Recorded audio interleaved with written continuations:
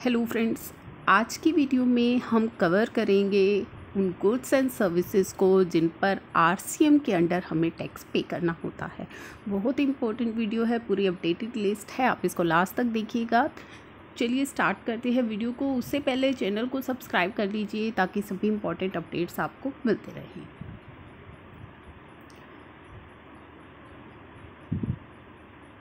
तो basically there are two type of reverse charge scenario. हमारे जो रिवर्स चार्ज सिनेरियो है वो दो टाइप के हैं। एक कवर होता है सेक्शन 9 सबसेक्शन 3 के अंदर और सेकंड सेक्शन 9 सबसेक्शन 4 के अंदर। सेक्शन 9 सबसेक्शन 3 के अंदर कौन से गुड्स एंड सर्विसेज कवर होते हैं? As per provision of section 9 subsection 3 the government on the recommendation of council by notification, जो गवर्नमेंट है वो स्पेसिफाई करती है थ्रू नोटिफिकेशन वो सभी सर्विसेज एंड गुड्स जिन पर कि टैक्स आरसीएम के अंडर पे किया जाएगा।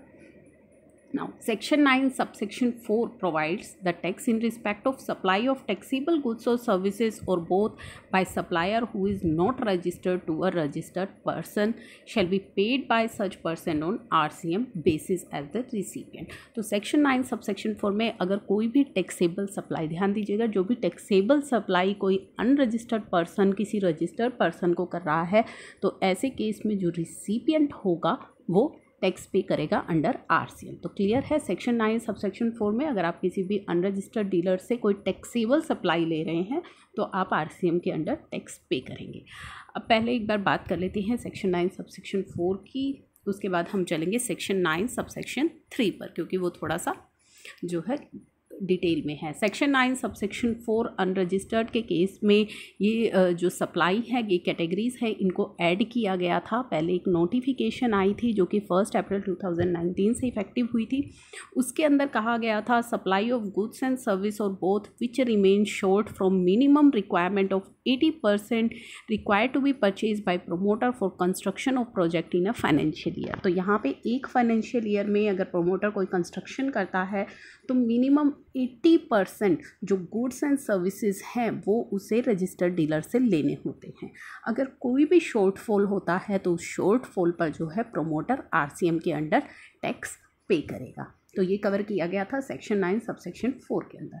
उसके बाद फिर से एक नोटिफिकेशन आई थी, आई थिंक 30 सितंबर 2019 को, जिसमें सीमेंट को इसमें इंक्लूड किया गया था। अगर आप सीमेंट परचेज करते हैं अनरजिस्टर्ड पर्सन से तो वहाँ भी प्रमोटर को आरसीएम के अंडर टैक्स पे करना होगा। इसी के साथ साथ सेक्शन 9 सबसेक्शन 4 में एक और चीज़ कवर होती है, कैपिटल गुड्स जो कि आते हैं first schedule to custom tariff act, जो सप्लाई किए जाते हैं प्रोमोटर को फॉर द कंस्ट्रक्शन, तो उसमें भी जो प्रोमोटर है वो आरसीएम के अंडर टैक्स पे करेगा। तो ये बात की हमने सेक्शन 9 सबसेक्शन 4 की, जहाँ पे अनरजिस्टर्ड पर्सन से हम सप्लाई लेते हैं। उसके बाद अब बात करते हैं सेक्शन 9 सबसेक्शन 3 की, जो कि सेंट्रल गवर्नमेंट ने नोटिफाई किए हैं गुड्स एंड सर्विसेज जिन पर आरसीएम लगेगा।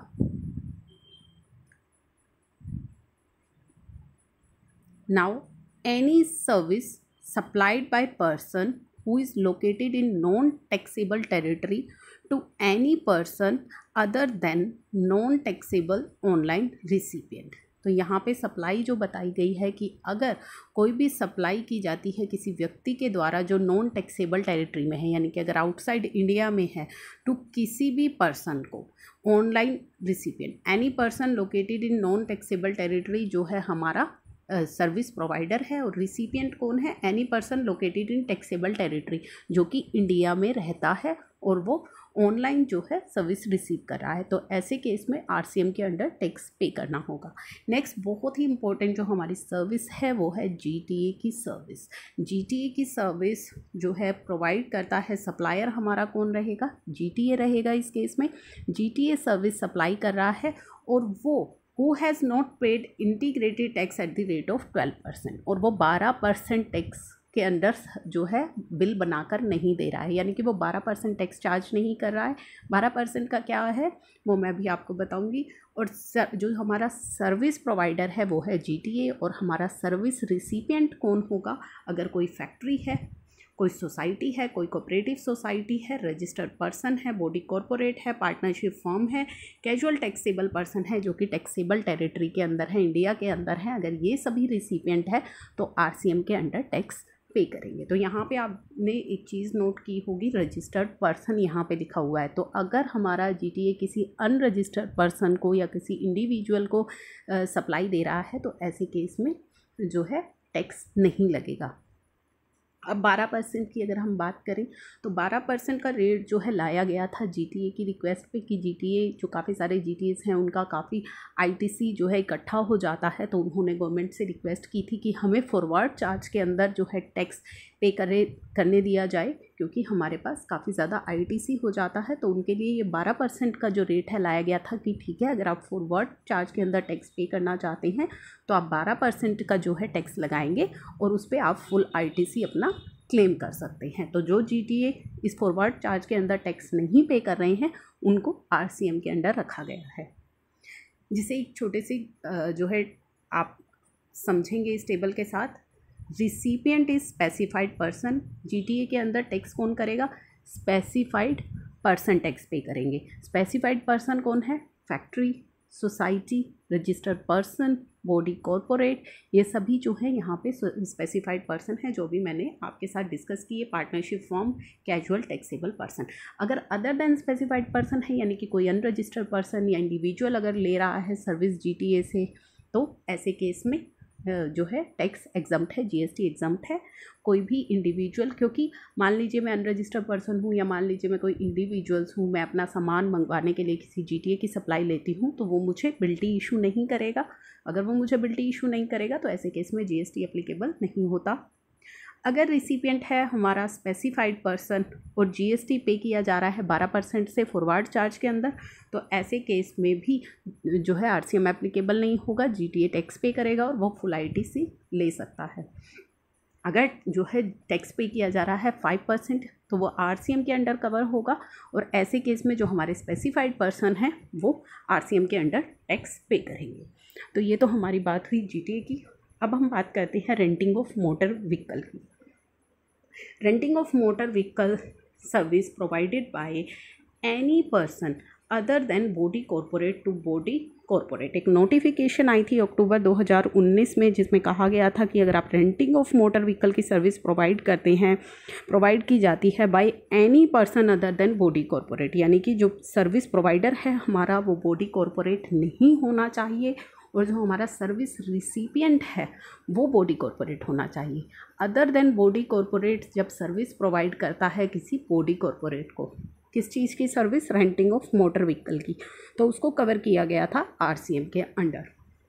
उसके बाद फिर से 1 जनवरी 2020 को एक नोटिफिकेशन आई थी जिसमें कहा गया था रेंटिंग ऑफ मोटर व्हीकल, ऐसी motor vehicle which is designed to carry passenger where cost of fuel is included in consideration. वो मोटर व्हीकल जो कि डिज़ाइन की गई है पैसेंजर्स को लाने ले जाने के लिए, और कॉस्ट ऑफ फ्यूल जो है उसकी कंसिडरेशन के अंदर ऐड है, तो उन्हें भी आरसीएम के अंडर लाया गया था।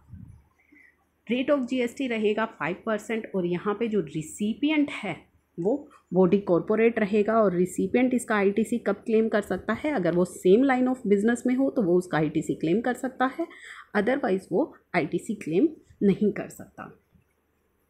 नेक्स्ट हमारी जो छोटी छोटी सी सर्विसेज हैं, legal service provided to any business entity by individual और form of body corporate applicable. ये जो है 1 जुलाई 2017 से सभी एप्लीकेबल हैं आरसीएम। जो भी कोई बाद में आई होगी उसकी डेट मैंने अलग से मेंशन कर दी है।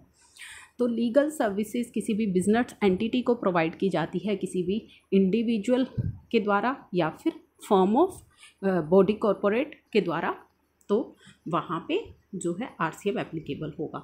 उसके बाद आर्बिट्रल सर्विस प्रोवाइड की जाती हैं अगर किसी बिजनेस एंटिटी को बाय आर्बिट्रल ट्रिब्यूनल, तो उसे भी आरसीएम के अंडर लाया गया है। Service provided by director of company to a body corporate, वो भी आरसीएम के अंडर है। ये सभी जो सर्विसेज हैं 1 जुलाई से एप्लीकेबल हैं।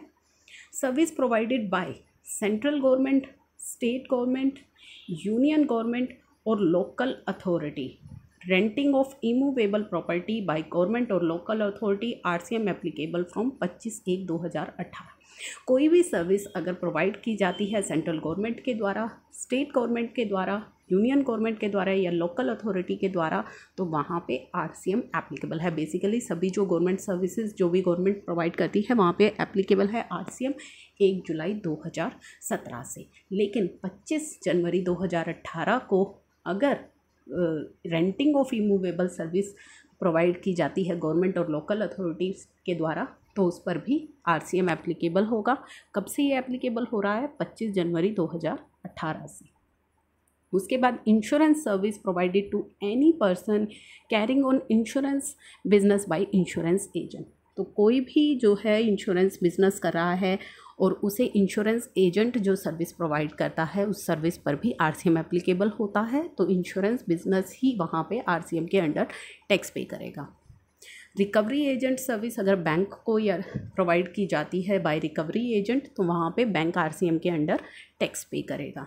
ये सभी जो सर्विसेज हैं जहाँ पे मैंने अलग से मेंशन नहीं किया है, ये 1 जुलाई से एप्लीकेबल हैं।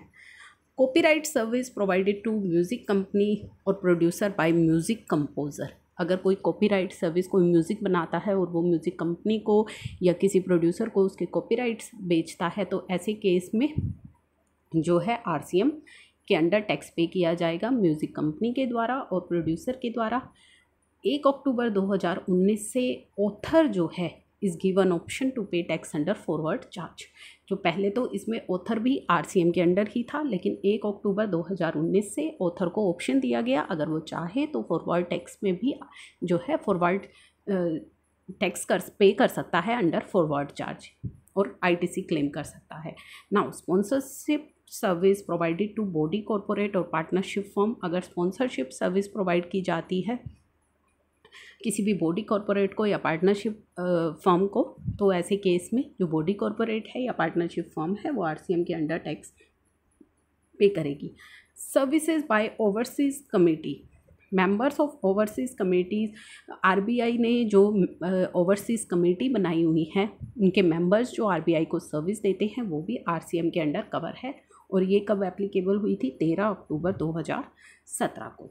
अब बात करेंगे डायरेक्ट सेलिंग एजेंट सर्विस, जो कि एप्लीकेबल हुई थी 27 जुलाई 2018 से। ओनली दो service covered under RCM in which service supply by individual direct selling agent to bank and NBFCs.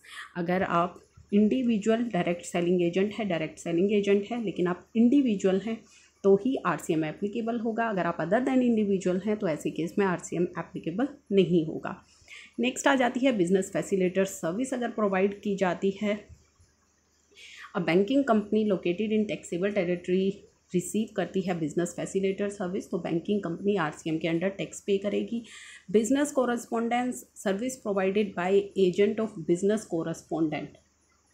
Business correspondent को अगर किसी एजेंट से सर्विस रिसीव होती है तो उसके केस के अंदर भी बिजनेस कोरस्पोंडेंट ही आरसीएम के अंडर टैक्स पे करता है। और ये सर्विस जो है एप्लीकेबल हुई है 1 जनवरी 2019 से। उसके बाद लैंडिंग ऑफ सिक्योरिटी की सर्विस जो है वो भी 1 अक्टूबर 2019 से अंडर आरसीएम आई है। टीडीआर और एफएसआई यानी कि कोई भी अगर अपना जो है लैंड देता है किसी भी प्रमोटर को उस पर कंस्ट्रक्शन करने के लिए जो है उसके राइट्स देता है, तो इन सर्विसेज को भी आरसीएम के अंडर लाया गया है 1 अप्रैल 2019 से। Long term lease of land अगर 30 और या उससे ज़्यादा साल के लिए दिया जाता है बाय एनी पर्सन अगेंस्ट जो है अपफ्रंट अमाउंट, कोई अपफ्रंट अमाउंट उसने रिसीव की और लॉन्ग टर्म लीज पर जो है अपना लैंड दे दिया है।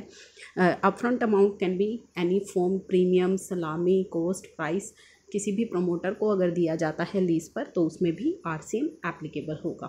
लास्ट वन ही आ जाता है हमारा security service provided to registered person by any person. Security service provide की जाती है any person other than body corporate, तो वो भी आरसीएम के अंडर हमारी कवर हो जाती है।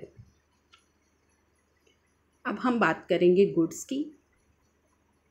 ये तो हमने बात की थी सर्विसेज की, अब बात करते हैं गुड्स की।